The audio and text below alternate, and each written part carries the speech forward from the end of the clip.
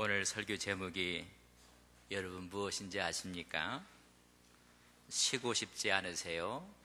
우리 옆 사람한테 한번 여쭤보십시오. 쉬고 싶지 않으세요? 오늘 주일날 모처럼 비도 오락가락 하는데 쉬고 싶은데 아내의 손에 이끌려 나오신 남편들은 없습니까? 오늘 쉬셔야 되는데 오늘 교회에서 여러분 참다운 안식과 쉼을 얻는 여러분들 되시기를 바랍니다. 여자가 시집을 가면 시댁에 가면 잠을 자도 잠이 잠 같지가 않습니다. 그저 설잠을 자고 잠이 푹 들지 않습니다. 근데 이상하게 친정에 가면 푹 자고 거기다가 코까지 골아가면서 잡니다. 여러분 편안해서 그렇습니다. 교회는 친정집 같은 곳이 교회입니다. 그래서 오늘 여러분 이 설교를 들으실 때 여러분 푹 주무시기를 바랍니다. 마음이 편안하면 쉼이 있으면 잠이 오는 것입니다. 모든 사람들이 다 피곤해 있습니다. 쉬고 싶어 합니다. 피로라는 말은 사전에 보면 정신이나 몸이 지치고 힘든 상태를 피로라, 긍정적인 생각보다는 부정적인 느낌을 주는 것이 피로감입니다. 현대인들은 점점 더 피로해져 가고 있습니다. 피로감이 상승할수록 행복감은 자꾸만 감소합니다. 그런 의미에서 과거보다는 행복지수가 뚝 떨어지고 말았습니다. 옛날 부모들은 자식에게 먹을 것을 충분하게 갖추어주면 행복했습니다. 자녀를 공부시키고 자녀를 대학에만 보내면 행복했습니다. 그들이 취직하고 결혼하면 행복했습니다. 또한 자녀 자체도 행복을 느꼈습니다. 그러나 지금은 그렇지 않습니다. 자본주의 사회라는 것은 피로가 극대화된 사회를 우리는 일컫게 됩니다. 왜냐하면 자본주의 사회는 경쟁 구조 속에 있기 때문에 그렇습니다. 경쟁 사회입니다. 생존을 위해서 멀티플레이어들이 돼야 되고 이것저것 다 해야만 합니다. 그래서 우리 모두는 피곤해 있습니다. 피곤한 삶을 삽니다. 그래서 쉬고 싶어하고 자기가 즐기는 것을 하고 싶어 합니다. 최근에 뉴스와 신문에 정말로 가슴 아픈 일이 보도되었습니다. 얼마나 아팠을까? 계모에 맞아 숨진 울산 8살 여야 아이, 초등학교 2학년이었습니다. 학교에서 부산 아쿠아리움 소풍을 가기로 되어 있었습니다. 이 아이에게는 그 소풍을 가서 아이들과 함께 제갈거리고 아쿠아리움에 가서 여러 가지를 보고 그것이 쉼이었습니다. 그러나 그 말을 들어주지 않고 오히려 돈을 훔쳤다는 이유를 대서 계모가 때렸습니다. 갈비뼈 24개 중에 16개가 부러져 있었다고 부검 결과가 나왔습니다. 부러진 갈비뼈가 폐를 찔러서 숨지게 한 것이 그 원인이었습니다. 숨진 딸을 이 어머니는 욕실 욕조에 넣은 뒤에 목욕을 하던 딸이 욕조에 빠져 죽었다고 경찰에 신고를 했습니다.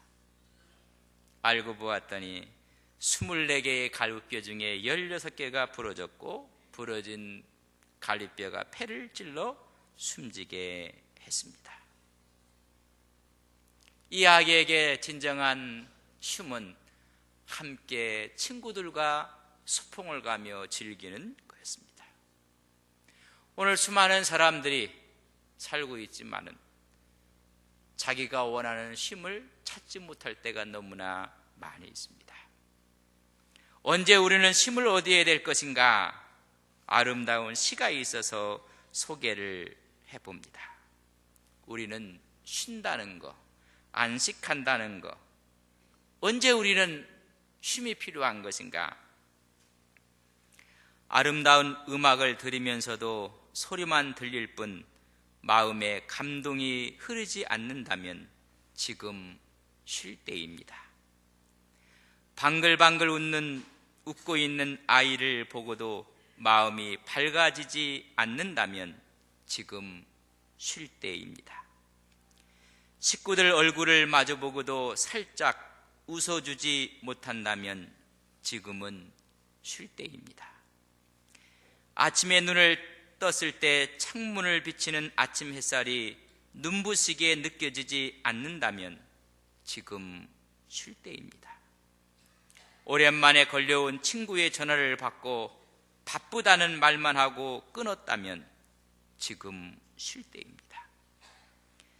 사랑하는 사람과 헤어진 지 멀어지는 뒷모습을 보기 위해 한 번 더 뒤돌아보지 않는다면 지금 쉴 때입니다. 오늘 초등학교 2학년짜리 이야기를 제가 드리면서 거기다 제가 이렇게 한번 한 구절을 씁니다.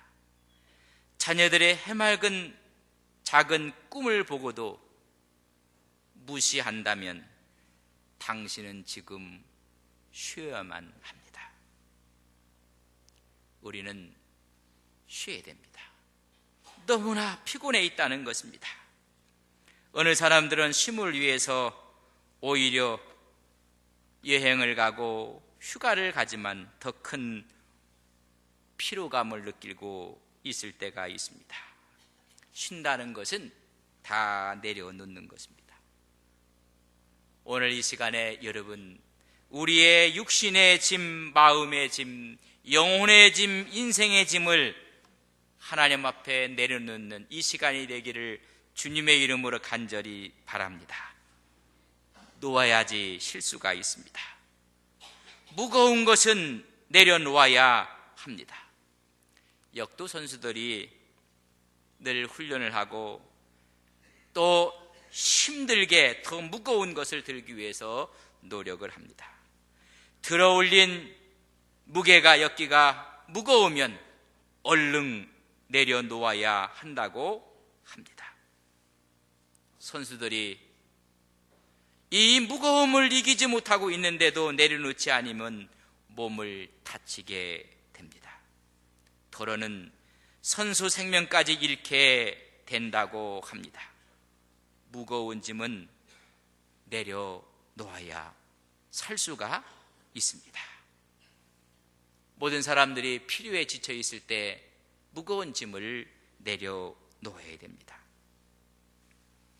독일에 가서 공부를 하면서 박사학위를 받고 책을 쓴 한병철 박사님이 계십니다. 이분은 독일어로 책을 썼고 독일어로 쓴 책을 한국말로 번역을 했습니다. 피로 사회입니다. 오늘 이 사회가 필요에 지쳐 있다는 것입니다. 지난번 대통령 선거를 했을 때 당선자에게 선물하고 싶은 책 제1위가 이분의 책 피로 사회였습니다. 그 책에서는 지금 모든 사람들이 패러다임이 다 바뀌어가고 있으며 피로에 자기가 착취당하고 있다는 것입니다. 우리 사회는 규율 사회에 살고 있었습니다. 해야 되고 해서는 안 되는 도덕 사회였습니다. 그러나 그 패러다임이 지금은 바뀌었습니다. 성과 사회로 바뀌었습니다.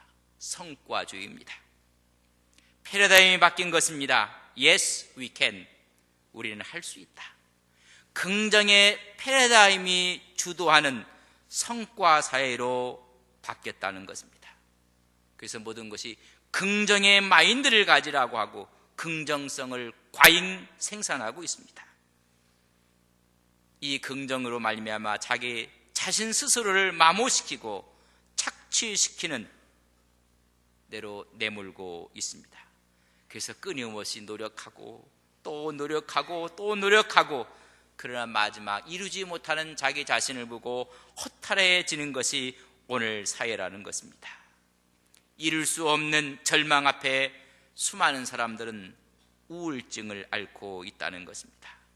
나도 할 수 있고 너도 할 수 있고 우리 모두가 할 수 있다는 성과 주체들이 피로로 말미암아 만성 질환을 앓고 있는 것이 현대 사회라는 것입니다. 모두가 성공지향적입니다. 성공학, 자기개발서 이런 책들이 풀티나게 팔리고 있습니다. 그래, 나도 할 수 있어. 무한 경쟁 시대에 돌입해서 사는 것입니다. 그래서 모두가 기진맥진하고 탈진해 있습니다. 여러분, 승진할수록, 회사에서 임원이 될수록 쉬고 싶은 것입니다. 이 과잉 긍정의 사회는 할 수 있다는 신념이 지배하는 사회입니다. 그러나 마지막에는 할 수 없다는 일 앞에 사람이 지쳐있고 괴로워합니다. 그것이 우울증이 되고 신경질적인 사회로 탈바꿈해가고 있다는 것입니다. 과잉 긍정으로 인해서 피로사회가 도래되었다고 한병철 교수는 말하고 있습니다. 이런 피로사회에서 사는 사람들은 모두가 지금 착취당하는 사회라고 명명을 했습니다. 현대사회는 현대인이 피해자인 동시에 또 다른 가해자가 되었습니다. 성과 주체를 자기로 생각하고 성과 사회는 최상의 가치가 긍정의 정신입니다. 다시 말하면 성공지상주의입니다. 이런 억압하에 자아가 짓눌려지고 피로감에 모든 사람들은 지쳐 있습니다. 어디를 봐도 행복이 없습니다. 많은 사람들은 좌절감과 우울증 속에 살고 있습니다. 성과 사회가 우울증 환자를 만들어내고 낙우자를 만들어내는 것입니다. 성공학 서적들은 말합니다. 당신도 할 수 있다. 당신은 바로 당신 자신의 경영자라고 이야기합니다. 그러나 피로사의 이 책에서 한병철 교수는 말하기를 당신은 바로 당신 자신의 착취자가 되었다고 말해주고 있습니다. 스스로를 자기가 달달 볶는 것입니다. 자기를 자꾸만 괴롭게 하는 것입니다. 과잉 활동과 과잉 자극을 받는 것입니다. 이렇게 피로사회를 묘사된 성과사회를 오늘 한국사회라고 우리는 볼 수가 있습니다. 그래서 긍정의 힘을 통한 성공을 말하는 책들, 처세술을 말하는 책들이 가장 많이 팔리고 있는 것입니다. 성공, 업적을 최상의 가치로 보는 성과사회, 이 사회가 수많은 사람들을 불행하게 만들고 있습니다. 많은 사람들을 우울증으로 낙우자로 만들고 있습니다. 별다른 치료제가 없습니다. 그래서 모든 사람이 쉬고 싶은 겁니다. 모든 사람들이 피곤해 있습니다. 한 교수는 그의 책 서두에 이렇게 기록을 했습니다. 시대마다 그 시대에 고유한 질병이 있다고 했습니다. 그 고유한 질병을 치료하면 되는 것입니다. 박테리아가 수많은 질병을 나타냈을 때는 그 항생제를 발명함으로 퇴치가 되는 것입니다. 인플루엔자가 생기고 바이러스가 나타났을 때는 명역학적 기술을 가지고 이것을 극복을 하는 것입니다. 그러나 21세기 지금은 신경증적인 질병을 앓고 있습니다. 모두가 할 수 있다는 과잉적인 긍정으로 말미암아 우울증입니다. 피곤입니다. 여러분, 약이 없습니다. 이 시대의 아픔입니다. 이 시대의 질병을 Yes, we can. 나는 할 수 있다. 우리는 할 수 있다는 질병에 모두가 노출되어 있습니다. 할 수 있다는 자기 자신에 의해서 자기의 모습을 발견할 때는 우울증이라는 질병으로 여러분 약이 없어지고 있다는 것입니다. 그것은 쉼입니다. 쉬셔야 됩니다. 초등학생이 제가 한번 어떤 분에게 물어봤어요. 요새 초등학생들이 학원을 어떻게 다닙니까? 했더니요, 여러분 학원 이름 아십니까? 미술 학원을 가야 되고요, 목사님 피아노 학원을 가야 되고요, 태권도 학원을 가야 됩니다. 또 일반 학원을 가서 수학도 배워야 되고 영어도 배워야 되고 논술도 배워야 됩니다. 또한 개인 과외를 하는 아이들도 있습니다. 초등학생들이 종합 학원도 있습니다. 그럼 몇 시에 아이들이 돌아옵니까? 9시에서 10시에 돌아온다는 것입니다. 초등학생들이 4군데에서 5군데의 학원을 전전긍긍하며 다닌다는 것입니다. 중학생도 예외가 아닙니다. 종합학원을 다니고 영어, 수학, 논술을 배워야 하고 밤 10시가 돼서 돌아오고 시험 기간에는 12시가 돼서 집에 온다고 합니다. 고등학생들은 야자를 하고 입시를 앞두고 있는 아이들이 처절할수록 불쌍하기까지 합니다. 대학생들도 마찬가지입니다. 스펙을 쌓아야 된다고 수많은 자격증을 도전을 하고 여러분 연수를 떠나고 해외 또한 국내 봉사활동에 참여를 하는 것입니다. 청년들이 취업을 위해서는 스펙을 쌓아야 된다고 해서 5개의 스펙을 이야기를 했습니다. 옛날에는 그저 대학만 가서 공부 열심히 하면 취직문이 열렸는데 지금은 그거 갖고 안 된다는 것입니다. 최소한 5개의 스펙을 쌓아야 되는데 첫째는 학벌, 둘째는 학점, 셋째는 토익 점수, 4번째는 어학 연수, 5번째는 자격증. 그래서 돈, 시간을 투자하고 이것이 사회 문제가 되었습니다. 가슴 아픈 일은 2012년 고용노동부에서 한술설 뜨는 이야기를 했습니다. 5개 스펙이 부족해서 거기다 3개를 더 플러스 하라고 이야기를 해준 보고가 있었습니다. 여러분 그 3가지가 또 뭐냐 하면 봉사활동, 인턴 경험, 수상 경력.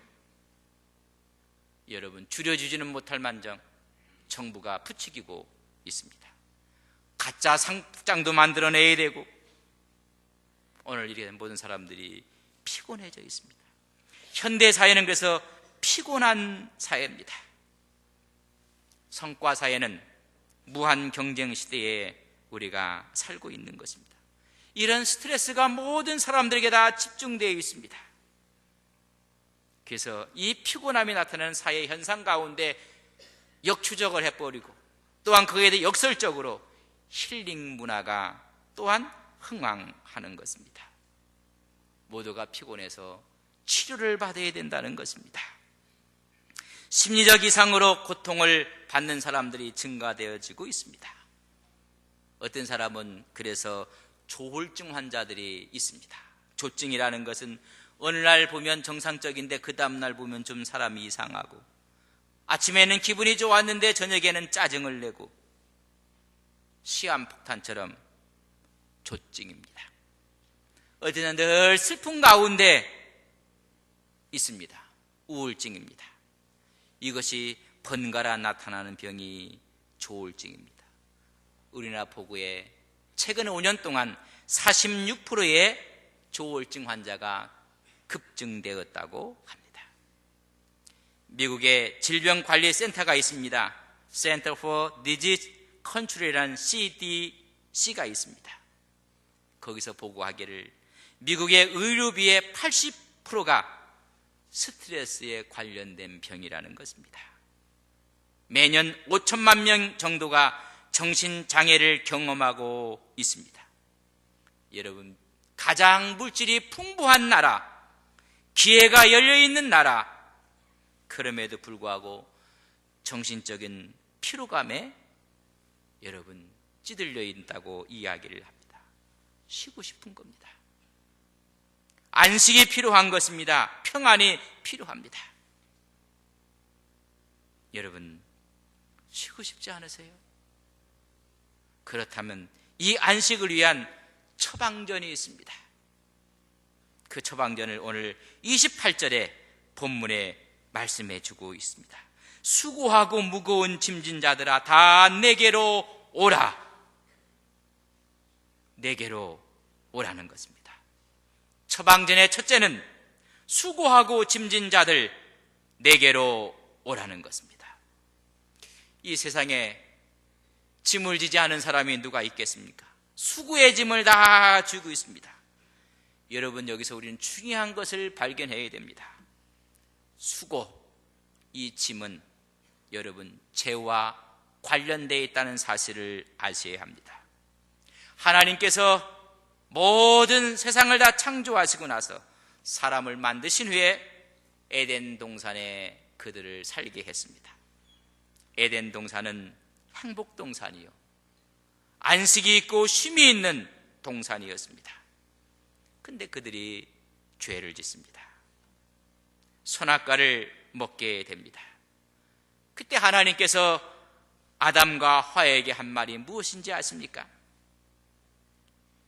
하와에게 이야기하기를 3장 16절에 보면 창세기, 내가 수고하고 자식을 낳을 것이니, 수고한다는 짐을 지게 됩니다. 창세기 3장 17절에 보면 아담에게, 남자에게 말하기를 내 평생에 수고하여야 그 소산을 먹을 것이냐, 수고의 짐을 지게 만들었습니다. 수고는 죄와 관계가 있습니다. 범죄한 사람은 수고를 짊어지게 된 것입니다.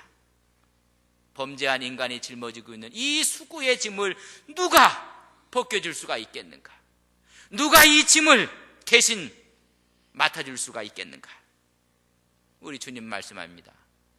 수고한 짐진 자들아 나에게 오라고 말씀하고 초청하고 있는 것입니다. 이것이 주님의 초청입니다. 나에게 오라는 것입니다.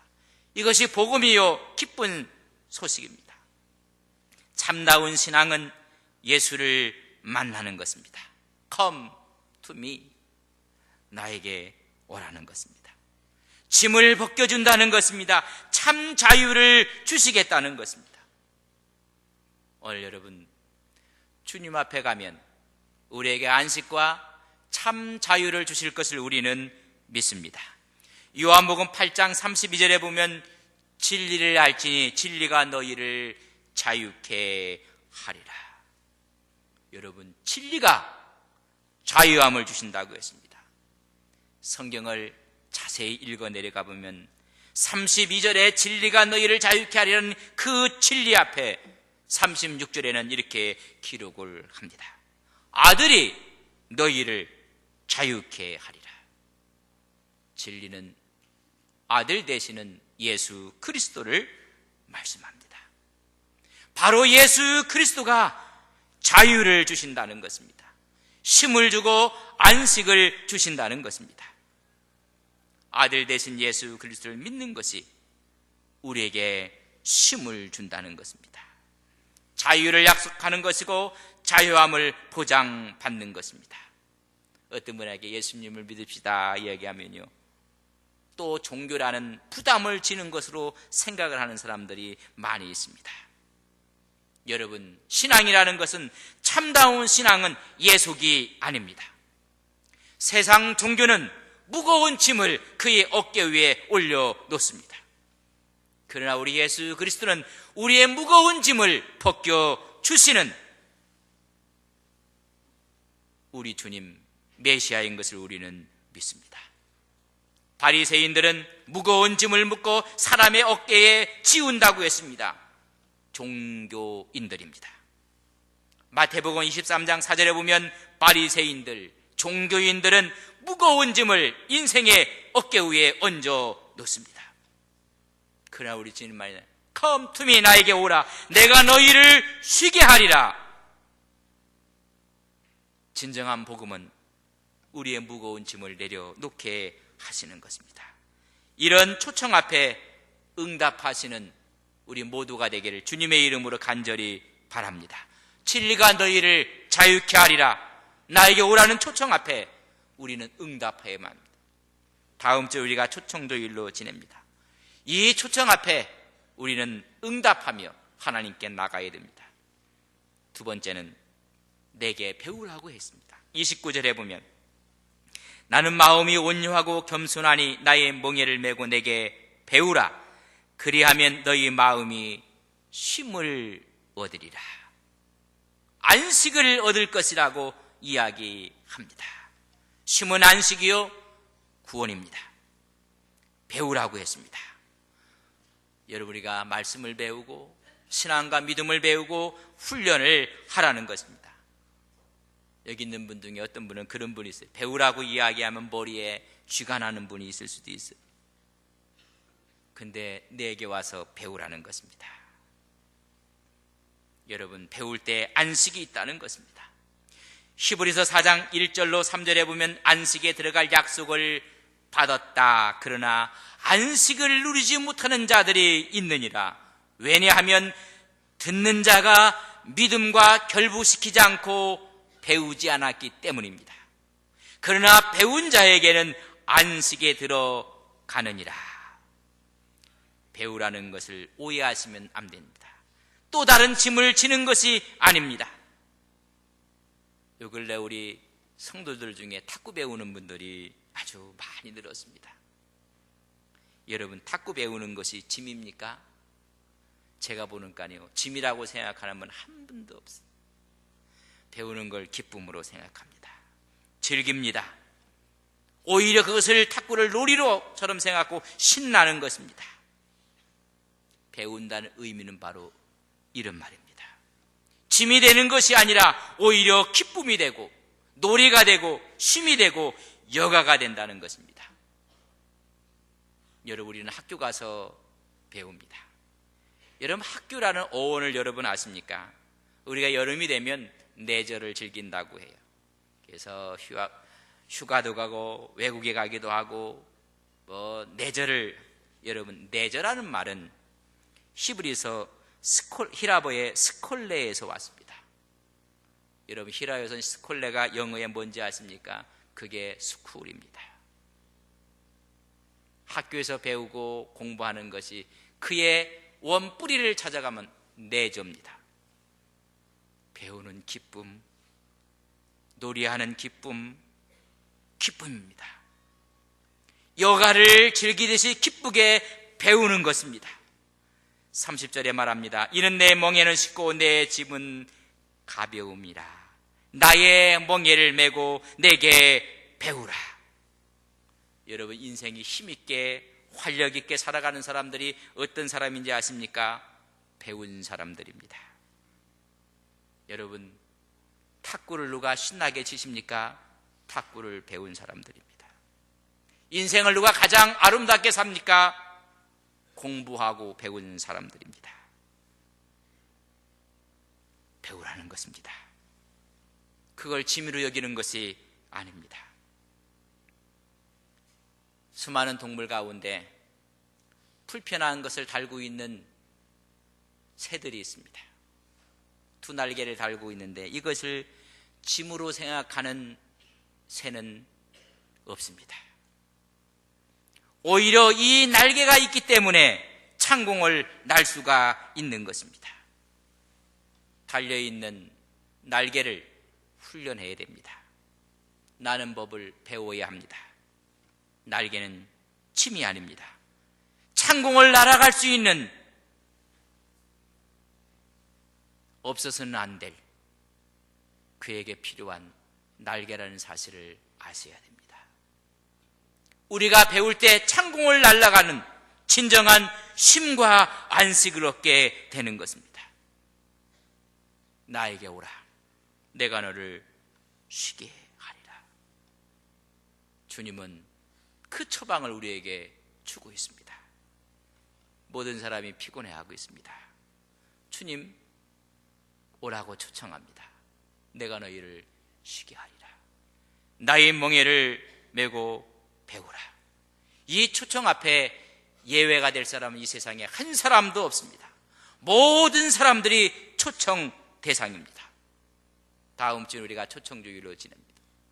여러분, 주위에 있는 사람에게 우리는 이야기해야 됩니다. 주님이 오라 하신다는 이 말씀을 전해야 됩니다. 지난주에는 빌립이 나다니엘에게 말했습니다. Come and see, 와서 보라. 오늘 주님이 우리에게 이야기합니다. Come to me. 나에게 오라. 쉬게 하리라.